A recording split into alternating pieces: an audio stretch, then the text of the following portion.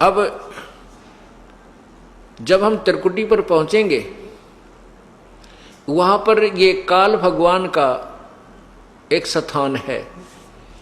वहां पर एक धर्मराय नाम से बैठा है, जो इसका लेखाकार है, काल का अकाउंटेंट है। तो जब हम त्रिकुटी पर जाने से पहले ब्रह्मा विष्णु महेश के इन कमलों में से, इनके लोकों में से होकर जाना पड़ेगा।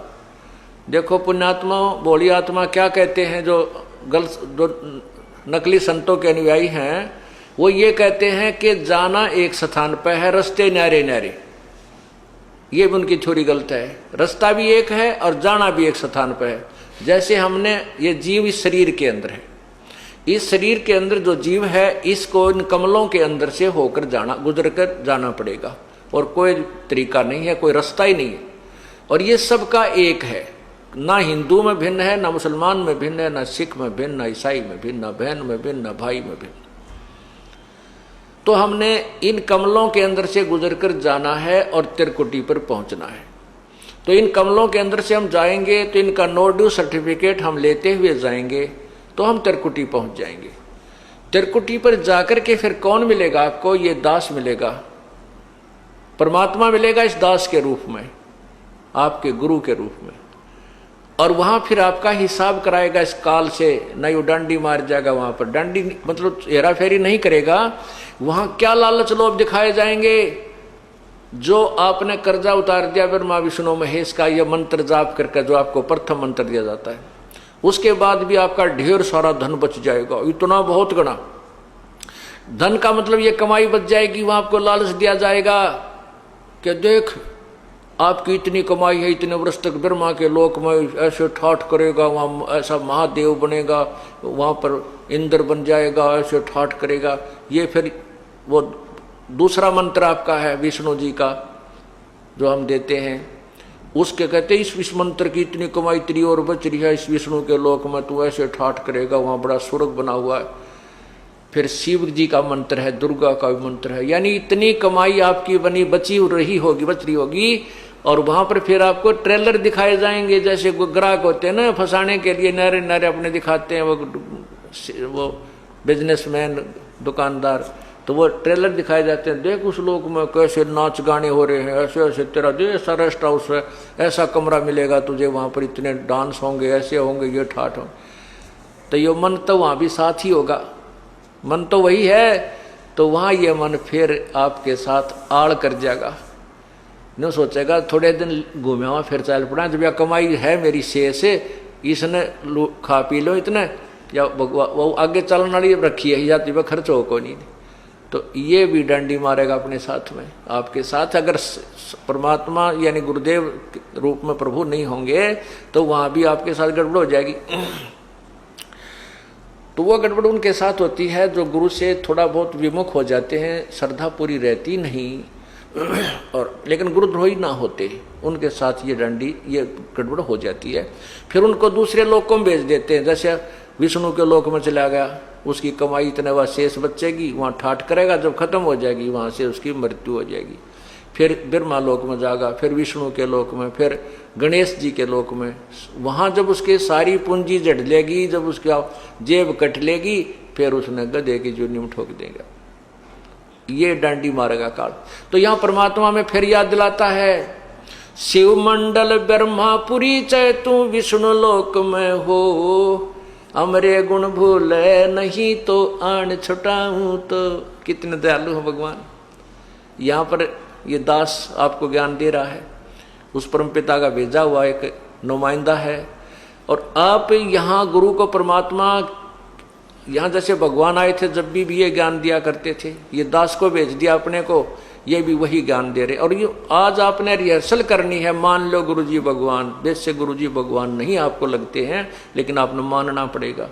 जैसे गणित के सवाल को हल करने के लिए मानना पड़ता है, मान लो मूलधन 100 रुपये, वो 100 रुपये मूलधन मानने बिना वो वास्तविक मूलधन प्राप्त नहीं हो सकता। तो गुरुदेव को आपको भगवान स्वरूप मान करके उसके अनुसार उसके साथ अपनी क्रियाएं करते हुए तो भगवान मानना होता है, के तरह मानना होता है, और फिर उससे आपको वो वास्तविक भगवान मिल जाएगा। तो यहाँ क्या बताते हैं कि यहाँ आप भक्ति कर रहे हो, गलती करते हो तो मैं धमकाऊंगा, आपको करड़ा करूंगा, क्योंकि मैं अध्यापक हूँ, आप मेरे विद्यार्थी हो। टीचर को मालूम होता है कि उसको जो बच्चों को ताड़ता है उसका उद्देश्य गलत नहीं होता, उसका कोई द्वेष नहीं होता, उस केवल बच्चे का हित मध्य नजर रखता है। तो इससे क्या होता है कि कई अनजान अंदर अंदर दुख मान कर सत्संग में आना बंद कर देते हैं। वो गुरुद्रोही नहीं होते, कुछ ऐसी पुण्यात्मा होती हैं वो सत्संग छोड़ देते हैं, लेकिन गुरुद्रोही नहीं होते, छोटी मोटी बुराई सुराई भी कर लेते हैं। तो उन गेला बनती है, तो फिर वो चले जाते हैं ऊपर ऊपर जाते हैं, उनको कहें भाई तेरी इतनी कमाई इस मंत्र की रह रही है, इतनी बन गई है, इसकी इतनी बन गई है। तो फिर हमने तो ज्ञान रहता ही नहीं, परमात्मा का हाथ ऊपर रहता नहीं, तो वो बह जाता है।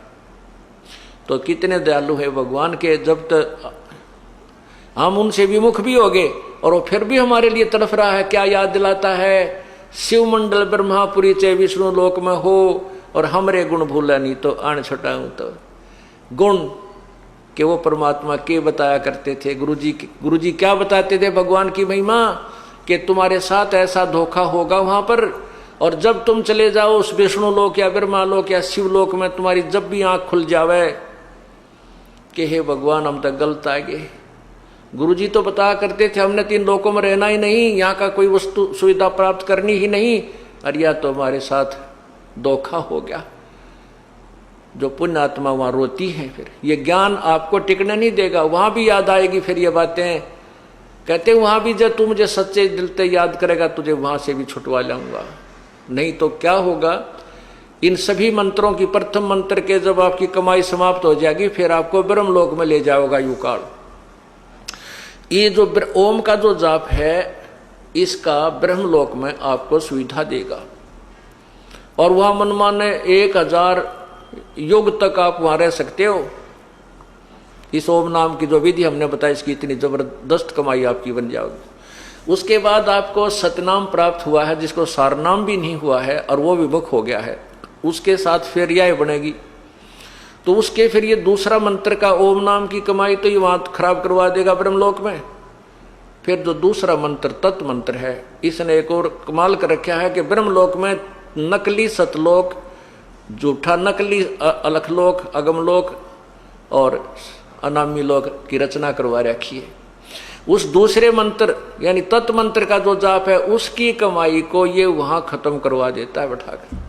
और जो कहते हैं हम सतलोक में आ गए, ये नकली संत बतावे हैं, बोला फिर सतलोक है, उस तो ऊपर बोला साडा लोक है थरा के बोलियो। तो वो जो झूठे लोक बना रखे ब्रह्मलोक में, काल ने इस माया से झूठी कंस्ट्रक्शन करवा रखी है, रचना करवा रखी है, तो उसको वहां खत्म करवा देते हैं। उसके बाद 84 लाख योनियों में ये डाल दिया जाता है। अब बात आ गई जिसको तीनों नाम मिल गए और जो गुरुद्रोही नहीं हुआ, गुरु विमुख हो गया।